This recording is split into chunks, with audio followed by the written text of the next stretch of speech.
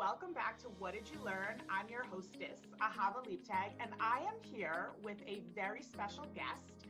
She is the prom queen of the healthcare marketing set, most likable woman in the room.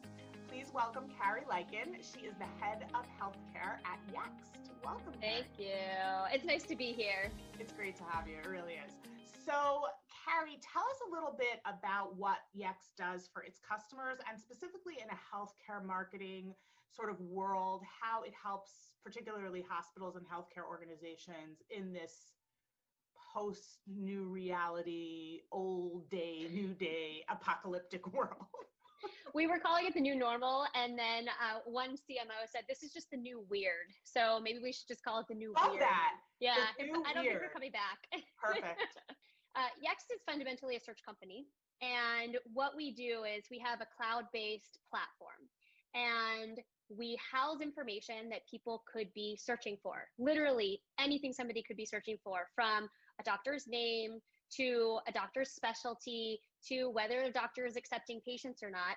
And we take that information in that platform and we power search experiences where people are searching. So on Google, we send information via API to places like Google, but then we also power search experiences on owned properties. So for example, we power the World Health Organization for their COVID page, or we'll power search experiences on healthcare organization pages as well. So it's basically saying, put all of that information into a platform, and then we will help you get that out to where people are looking for that information. So from a real world perspective, when I think about what we've done, it's been really, really interesting. Like I've said before, the World Health Organization was a really interesting example of understanding how people are looking for info and knowing that they're searching in natural language. People want to know, what are the symptoms of COVID-19? They don't know to necessarily search for symptoms COVID-19. They're actually typing into Google and now into the WHO's website, what are the symptoms of COVID-19? So we were able to actually power that and power the search results through that experience, just to give people the right information that they need. And the WHO, I mean, that's all very international. It's not like it's the CDC just here in the US, but it's the World Health Organization. So we were able to give that info to people based on what they wanted to provide. So they uploaded it to our platform, we built the search experience, and then now when people search via natural language, it's totally That's amazing. A cool experience. Yeah.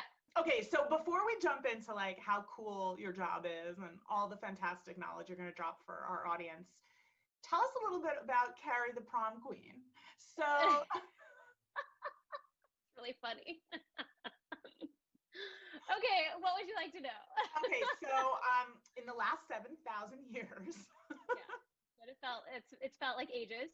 Like, what have you done with your time? Like, did you learn any new hobbies? Did I learn any new hobbies? I don't think I specifically learned new hobbies. I think we've talked about this before. I used to be on the road every day of every week. So my headquarters is in New York City and I live in Boston, and my husband is a doctor and he practices here in Boston. And so anytime I would have to do something, I would either be going to New York or I would be WFP, work from plane. Right. So I am now WFH, work from home, and it's actually been really, really nice. I've had a chance to have a schedule, have a regular schedule, do lots of things with my husband that I didn't get to do because I was always gone. Yeah. But I would say the biggest thing that I've done is cook. So I've always cooked, but my big thing now is I'm just pulling things out of the refrigerator and just throwing things together, and I feel liberated to be able to experiment. Whereas before I would have 2 days, Saturday and Sunday, and it was sort of like, okay, here's what we need to do. I need to prepare. Here's what I need to get done. And I never really had a chance to have that creativity. So that was probably my biggest thing, is getting in the kitchen and just going crazy. Like for lunch today, I had chicken satay skewers that I took off the skewer. I made this satay dressing and I had pickled cucumbers. And I made it last night and it was just leftovers, but I'm eating like a queen. Can you it's great. Because I'm your chef. So it's a perfect opportunity. Well, that's awesome. That's really great. My hobby has been Settlers of Catan. That's what I learned. Oh. That's great. Your cooking thing is very cool. That's really awesome.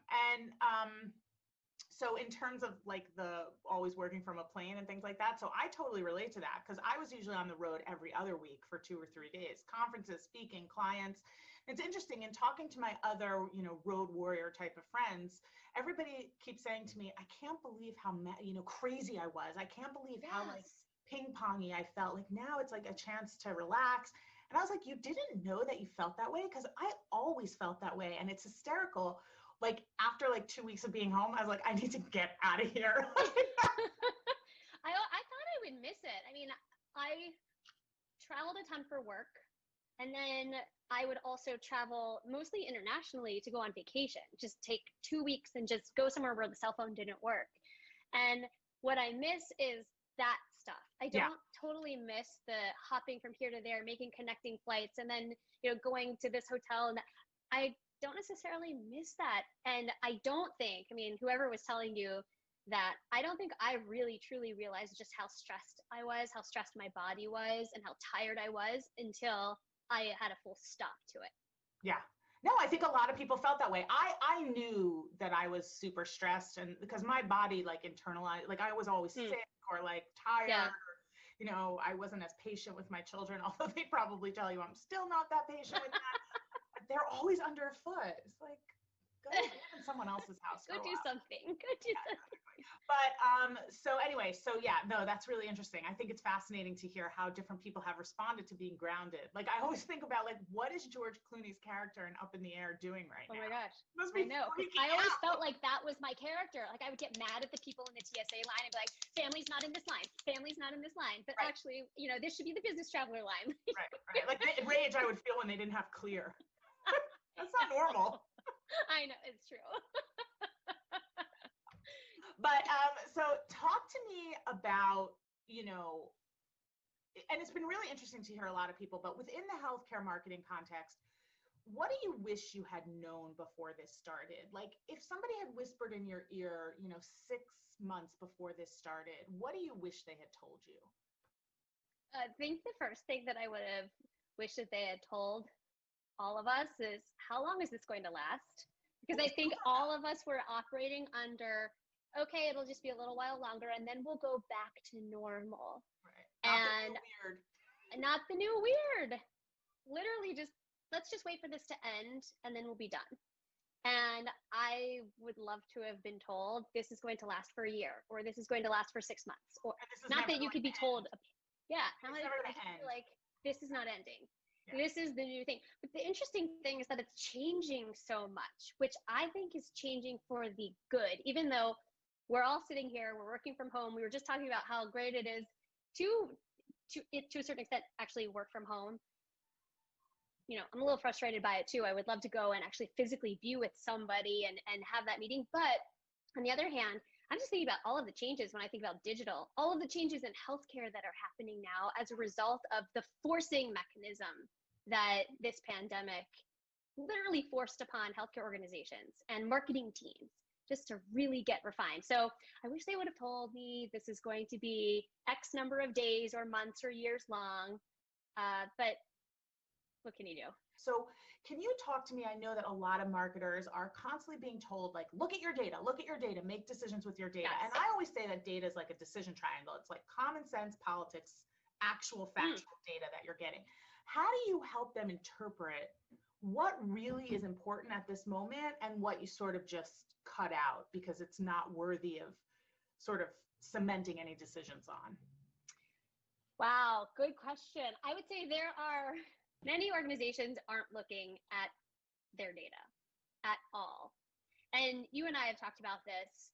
I would say during the COVID timeframe, even understanding the plain language and seeing, like we see it from the search side. We see how people are searching for COVID and things around COVID and coronavirus and things like that. And it wasn't reflected on, let's say, health system sites and how they're getting information out there. And if they would just have looked at their data, just a couple of days worth of data, there would be a real realization that we need to name things differently. We need to provide content differently.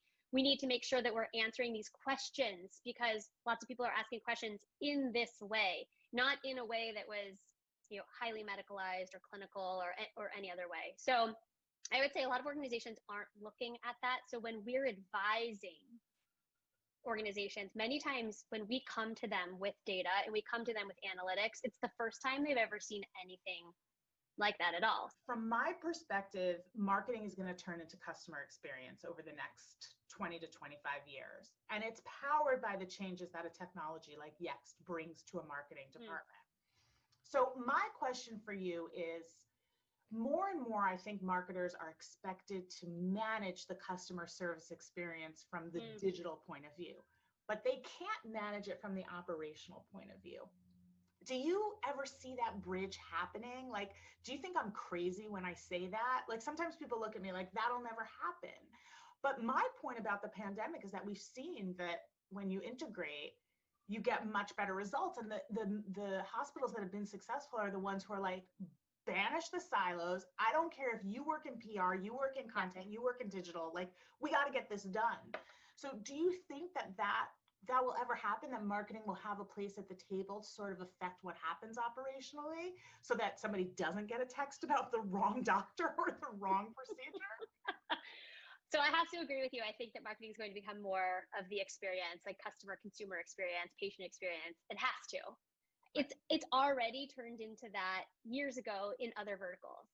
So in healthcare, it's ripe for it. So I did see the elimination of the silos too. I was talking to a healthcare organization last week where, in Ohio, and she was saying, it was the most amazing thing ever over the course of a couple of weeks, where we all were like an operating symphony. Like we just, great word. Yeah. Nothing that was going awry, because we literally knew the goal we were trying to hit. We had to do it quickly, and everyone literally took down all of the walls. And we said, we're working together. And then when we did the postmortem on it, we said, how do we do this again? Somehow we need to figure out, how do we help marketers get that seat at the table? What data do we need to arm them with? What stories do we need to arm them with? What experience challenges, and I've said this many times, and we hold workshops with our customers, well, when we used to be able to do this in person, we hold workshops with our customers where we bring in the C-suite and we bring in the marketing teams, and we have everyone go through different persona experiences so that they can say, how do I put myself in the shoes of the patient or the consumer? What does that experience look like? How does it feel? See where the broken points are. Many of these individuals and organizations haven't ever done that. So that's a really good first step, I think, of helping the marketing team say, if we're going to be more experiential, we're going to be focusing on this.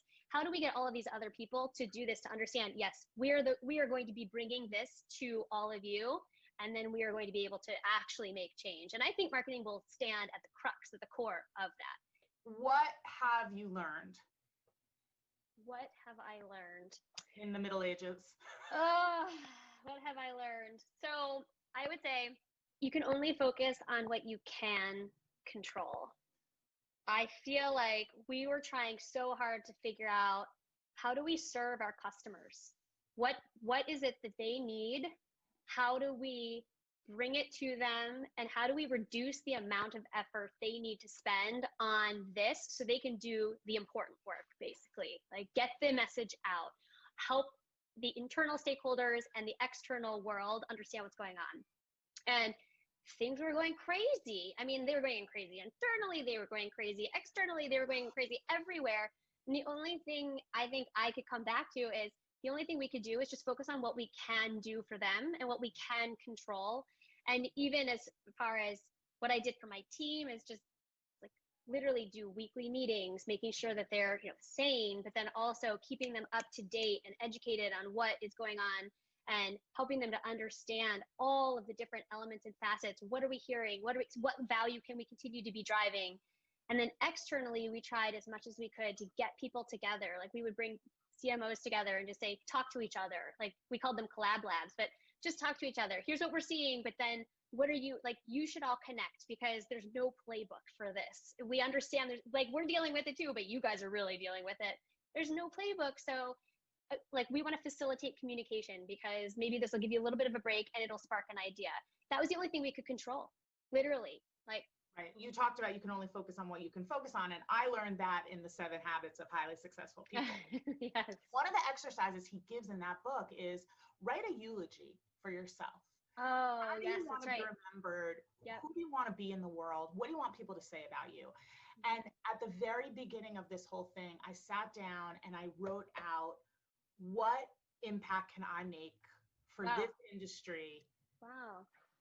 in this moment? And But you can tell by what you're doing, you can definitely tell that you like now that you say that, I feel like everything that I see that you've been doing is totally impact driven. That's right. That's exactly right. It was, I always say, we are here to serve our clients, but ultimately we are here to serve the people who are scared on the other end of the screen. And so our plain language stuff and our webinars, and even these are like, collab labs also, in the sense, like, learn from the best in the business about what to do. Everything was about, when people look back on this, I want them to say, Ahava helped us get stronger and get better during this time. That would be that would be really important for me. And I think what you just said is exactly right. What lesson haven't you forgotten? Like, what are you always going to really keep close to your heart about the way you approach healthcare marketing as a professional? In anything that we're projecting outward, is it of value for people who are time crunched in a crisis like a pandemic? They don't have time to just have all of this extraneous stuff. So have we put out something that is of value? And is there a nugget in there that they don't have to work with us ever, but did they learn something? Did they get something? Is there something that can be used, saved, utilized now or in the future? Carrie, where can people find you? You can find me on LinkedIn. It's just Carrie Liken. Liken, like you'll be liking me, Liken, Liken. But I'm also Carrie at Yext.com. Awesome. Well, thank you so much for being here. I've had the best time. It's always so fun talking to you. So thank you for having me. Thank you so much.